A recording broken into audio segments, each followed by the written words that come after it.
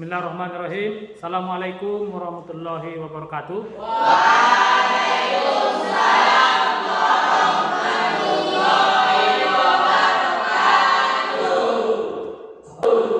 Apa kabar anak-anak? Semua baik, alhamdulillah ya.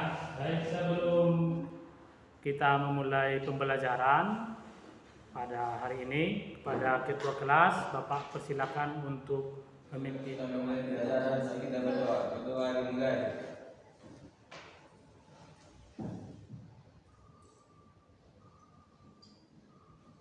Berdoa selesai.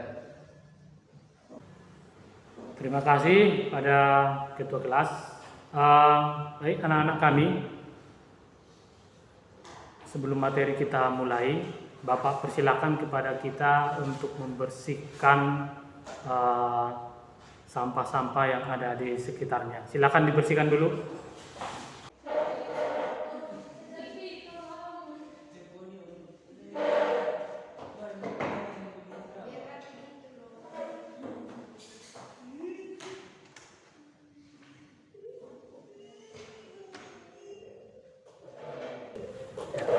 Terima kasih ya.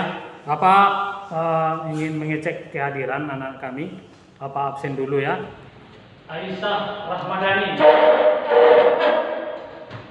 Andriansah Nasution, Alfa. Eliza Purnama Batubara, Elsa Satina Harahap,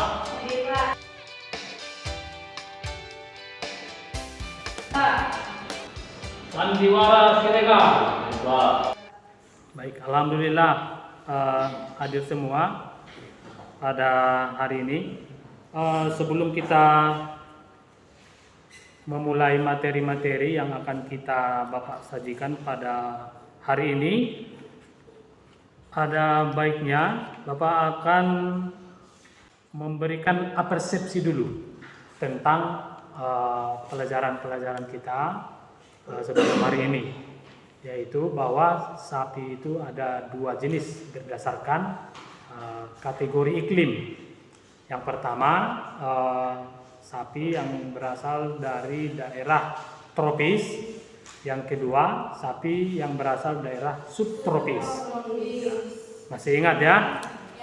Baik, pada Aisyah, coba sebutkan sapi Bali ya. Kemudian banyak lagi yang lain. Putra Yansa, coba disebutkan. Sapi ongel Pak. Sapi ongol, ya sapi ongol. Kemudian selfie, sapi apa lagi? Sapi Brahman. Sapi Brahman. Ya, jadi sapi itu banyak, ada dua jenis berdasarkan iklimnya. Sapi daerah tropis dan sapi daerah subtropis. Sapi daerah subtropis itu biasanya sapi-sapi yang berasal dari daerah Eropa, misalnya sapi Brahman, ya, sapi Limousin, sapi Caroline, sapi Horn, dan lain-lain sebagainya. Banyak lagi yang lainnya. Sebelum kita memulai, ada baiknya kita tampilkan dulu. Ya, jadi tujuan dari pembelajaran kita pada pertemuan hari ini adalah melalui diskusi kelompok, anak-anak kami bisa membandingkan ya, kualitas bibit ternak ruminansia. Yang kedua, melalui pengamatan video pembelajaran, peserta didik mampu membandingkan kualitas bibit ternak ruminansia. Kita akan tampilkan tayangan video berikut. Silakan disimak dengan baik. Sapi simental. Sapi simental adalah sapi yang berasal dari negara Switzerland, tepatnya di lembah Sime. Sapi potong yang berasal dari wilayah beriklim dingin ini merupakan sapi tipe besar berkembang di benua Eropa. Ciri fisik dari sapi simental, bulunya berwarna kuning hingga kecoklatan. Bentuk badan sapi ini panjang, kompak, dan tentunya padat. Kepala sapi simental umumnya berwarna putih dan lutut ke bawah serta ujung ekor berwarna putih. Sapi ini memang tergolong dalam sapi yang berukuran besar, baik pada waktu melahirkan, penyapihan, hingga sapi simental cukup tinggi, sekitar yaitu sapi simental jantan dewasa berbobot hingga 1000. Pertambahan bobotnya mencapai 1,5 sampai 2,1 kg per hari. Sapi Brahman. Sapi Brahman adalah keturunan sapi Zebu atau Bos Indiscus, asli Peru. Warna sapi ini putih dan ada juga yang berwarna coklat. Telinga panjang, menggantung, dan berujung runcing. Sapi ini adalah tipe sapi potong terbaik untuk dikembangkan. Keunggulan sapi Brahman ini tahan terhadap penyakit kulit dan dapat beradaptasi di iklim yang kurang baik serta pertumbuhannya yang cepat. Sapi Angus tahun 1974 merupakan jenis ternak sapi asli asal Selandia Baru.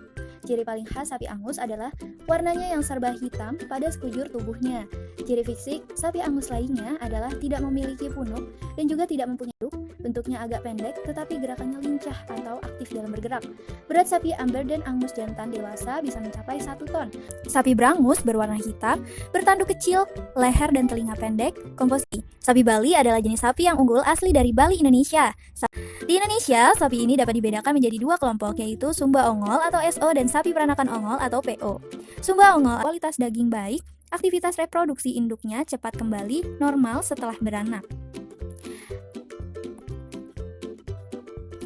Sapi Madura. Sapi Madura adalah sapi potong lokal asli Indonesia. Sapi Belgian Blue. Sapi Belgian Blue merupakan salah satu bangsa sapi Bos Taurus yang telah dikembangkan Dilansir dari majalah InfoVert edisi Maret 2017 disebutkan bahwa pada tanggal 30 Januari 2017 telah lahir sapi BB jantan hasil transfer embrio pertama di Indonesia yang diberi nama Gatot Kaca dengan berat lahir 62,5 kg. Inilah tadi tayangan video yang anak-anak lihat ya. Jadi ada beberapa jenis sapi ya yang ada di dunia ini, baik dari daerah tropis maupun di daerah subtropis ya. Di daerah subtropis. Kita akan melanjutkan materi kita, yaitu tentang identifikasi jenis ternak bakalan.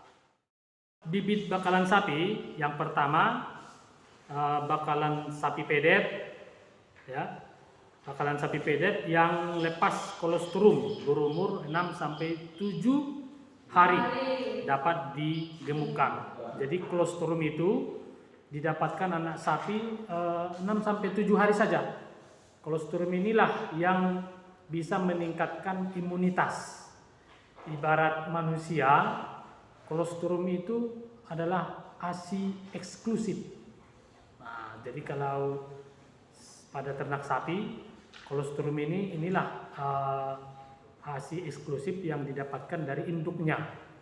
Supaya apa? Supaya daya tahan tubuh dari anak sapi itu kuat. Kemudian adaptasinya kuat. Makanya kolostrum ini harus didapatkan oleh anak sapi. Yang kedua, bakalan ternak muda, yaitu bakalan yang digunakan untuk penggemukan ternak sapi lepas sapi. Jadi sapi itu lepas sapi artinya masa anak sapi dipisahkan dari induknya itu berumur 6-7 bulan. 6-7 bulan. Dia sudah bisa disapi. Kalau manusia disapi umur berapa? 5. Hah? Berapa? 3 tahun. 3 tahun ya. Nah, 3 tahun sudah cukup. Jadi dia sudah bisa dihentikan untuk menyusui kalau manusia. Kalau pada sapi 6-7 bulan. Yang ketiga, bakalan ternak dewasa, yaitu bakalan yang digunakan untuk penggemukan. Yang ketiga, bakalan ternak dewasa, yaitu bakalan yang digunakan untuk penggemukan. Biasanya lebih dari 2 tahun. Karena umur sapi itu 18 bulan dia sudah dewasa. Makanya setelah dia dewasa, dia sudah bisa untuk digemukkan. Kita lanjut, ciri-ciri bibit atau bakalan ternak ruminansia pedaging yang akan digemukkan. Yang pertama, bentuk segitiga. Yang kedua, ciri-cirinya cepat mencapai dewasa. Yang ketiga, kualitas dagingnya maksimum, ya, bagus. Yang keempat adalah efisiensi pakannya tinggi. Ini jenis-jenis sapi yang kita lihat tadi, ya. Jenis sapi daerah tropis, sapi PO, sapi Bali, sapi Madura, sapi pesisir, sapi Aceh. Ini adalah sapi-sapi lokal yang ada di Indonesia. Kemudian yang kedua, sapi subtropis, sapi simental, sapi Angus, Limousin, Shorthorn, Caroline, dan sapi Friesian Holland atau disingkat dengan FH. Sapi FH ini adalah sapi perah. Tipe yang diambil adalah susunya. Kalau sapi potong yang diambil adalah dagingnya. Kalau sapi FH yang diambil adalah susunya. Ya. Nah, ini sapi-sapi ternak unggul. Biasanya kalau sapi-sapi simental ini mereka melakukan perbanyakan populasi itu dengan cara meng-IB, inseminasi buatan, kawin suntik. Jadi tanpa pejantan, sapi itu bisa dibuat pertambahan populasinya tanpa ada pejantan dengan cara IB, inseminasi. Baiklah, Bapak akan membagikan LKPD, ya, kepada anak-anak kami. Silakan ini didiskusikan.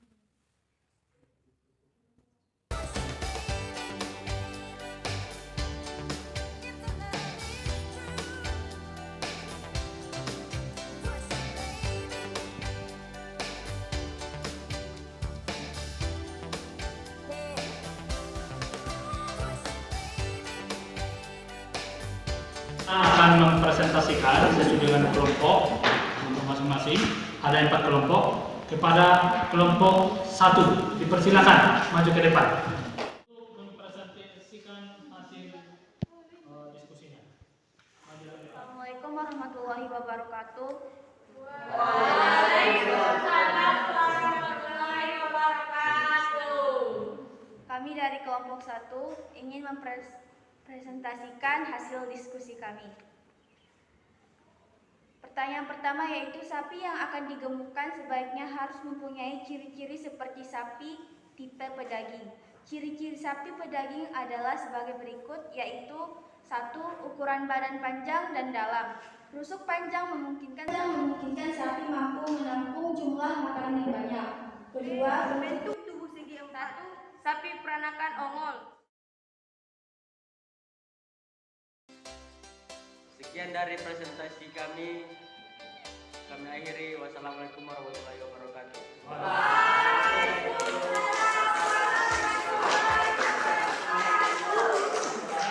Kita akan mengambil kesimpulan dari diskusi kita pada hari ini. Silakan diberikan kesimpulan menurut anak kami yang sapinya. Sapi PO relatif resisten terhadap berbagai penyakit. Ya, jadi sapi PO relatif terhadap berbagai jenis penyakit. Yang kedua, silakan. Sapi peranakan ongol atau PO karena sapi PO memiliki daya adaptasi yang tinggi terhadap penyakit. Ya, itulah kesimpulan pembelajaran kita pada hari ini. Selanjutnya, pertemuan selanjutnya Bapak akan memberikan tugas, ya, yang akan dikirim di grup atau di WA grup kita. Nanti silakan dilihat tugasnya, apa yang menjadi tugas kita anak-anak kami untuk pertemuan selanjutnya. Demikianlah pembelajaran kita pada hari ini. Sebelum kita mengakhiri pembelajaran hari ini, kepada ketua kelas untuk memimpin doa penutup pembelajaran.